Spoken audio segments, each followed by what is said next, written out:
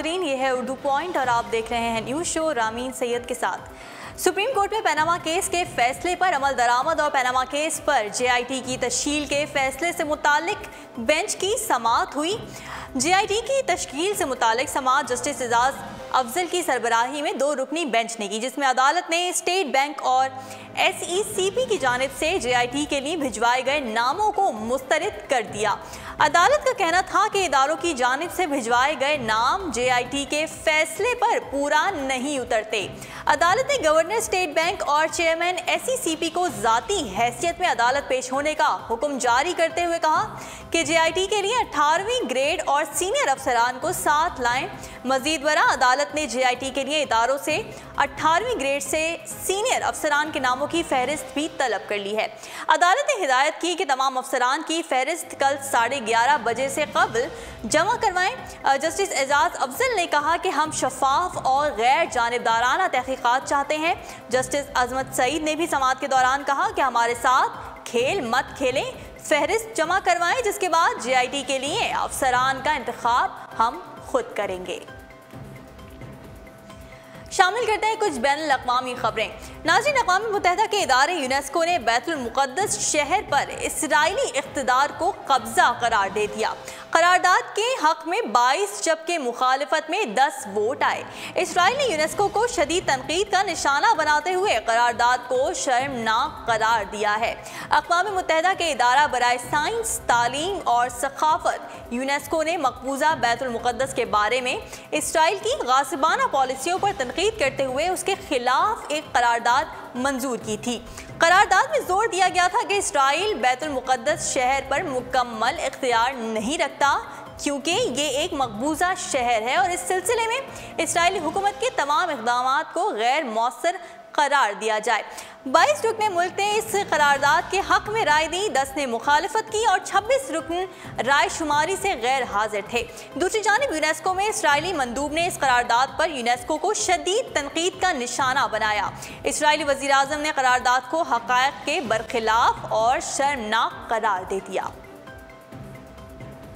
और जनाब, फेसबुक के बानी मार्क ज़करबर्ग के देही इलाकों के दौरों के बाद उनके सियासत में आने की अफवाहें फैल गईं। गैर मुल्की खबर एजेंसी के मुताबिक समाजी राब्ते के नेटवर्क फेसबुक के चीफ एग्जीक्यूटिव मार्क ज़करबर्ग ने अमरीकी रियासतों के देही इलाकों के दौरे शुरू कर दिए और उनके दौरों से अफवाहों को हवा मिली है कि वो सियासत में आना और 2020 के इंतखाबात में हिस्सा लेना चाहते हैं।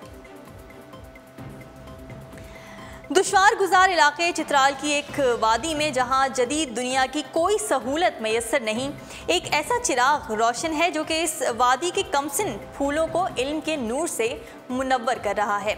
चित्राल से 20 किलोमीटर के फासले पर वाक़या बरगुज़ी नामी वादी 700 अफराद की आबादी पर मुश्तमिल है और यहाँ रजिस्टर्ड वोटर्स की तादाद 300 है, लेकिन ये इलाका अभी तक बिजली, पानी, तालीम और सड़क जैसी बुनियादी ज़रूरियात से महरूम है।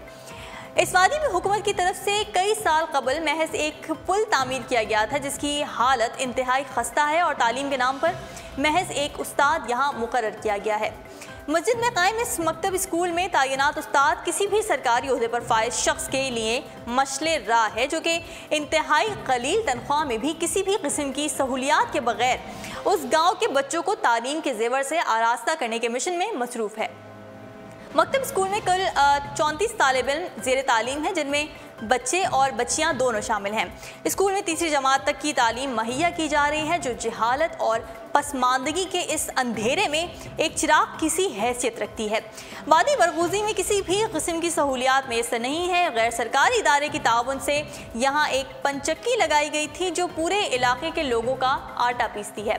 फैज़ अहमद जो पंचक्की चलाता है, उसका कहना यह है कि अगर हुकूमत मेरे साथ ताउन करे तो मैं इस पंचक्की और पानी की मदद से बिजली घर भी बना सकता हूँ।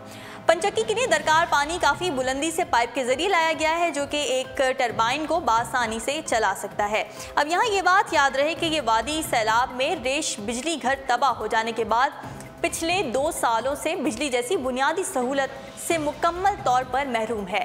इलाके के लोगों का हुकूमत से मुतालबा है कि वादी बरगुज़ी में सड़क, स्कूल, कॉलेज और अस्पताल के साथ साथ एक पनबिजली घर भी तामीर करे, ताकि इस वादी को अंधेरों से निकाला जा सके और उनकी ज़िंदगियों में भी उजाला आ जाए।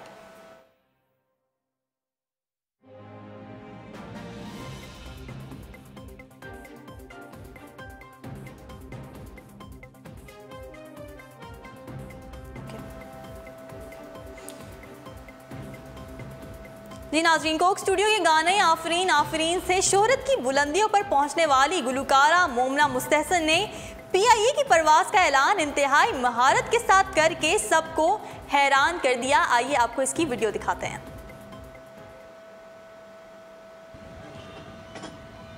तवज्जो फरमाइए, PIA की परवाज़ PK 1852 इस्लामाबाद रवानगी के लिए तैयार है। मुसाफिरों से दरख्वास्त है कि वो गेट नंबर 15 से जहाज पे तशरीफ़ ले जाए। शुक्रिया।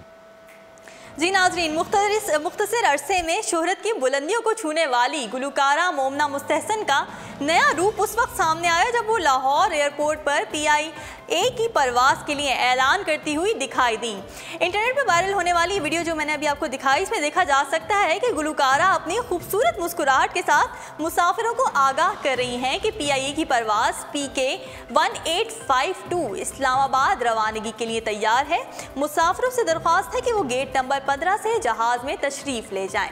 इस ऐलान के दौरान मोमना अपनी रवायती मुस्कुराहट को जारी रखे हुए थी और ये काम उन्होंने इस खूबी से सर अंजाम दिया कि कहीं इस बात का गुमान नहीं हुआ कि ये ऐलान किसी नई खातून की जानिब से किया जा रहा है।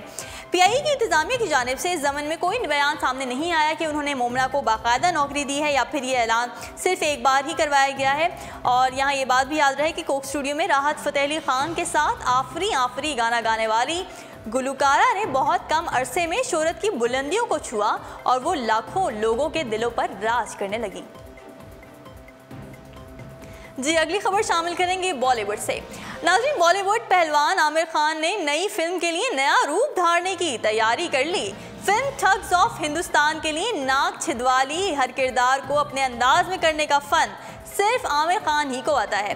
अदाकार सुशांत सिंह ने सोशल मीडिया पर एक तस्वीर शेयर की है जिसमें आमिर खान की नाक में सुनहरी मोती नजर आ रहा है। कहा यह जा रहा है कि बॉलीवुड पहलवान ने फिल्म ठग्स ऑफ हिंदुस्तान के लिए नाक छिदवाई है और इस फिल्म के लिए आमिर खान खास तैयारी कर रहे हैं क्योंकि फिल्म में उनका सामना पहली बार बॉलीवुड शहंशाह अमिताभ बच्चन से हो रहा है। नाज़रीन, अब तक के लिए इतना ही। मज़ीद खबरों और अपडेट्स के लिए आप विजिट करते रहिए हमारी वेबसाइट www.urdupoint.com। फ़िलहाल रामी सैयद को दीजिए इजाज़त। अल्लाह हाफ़िज़।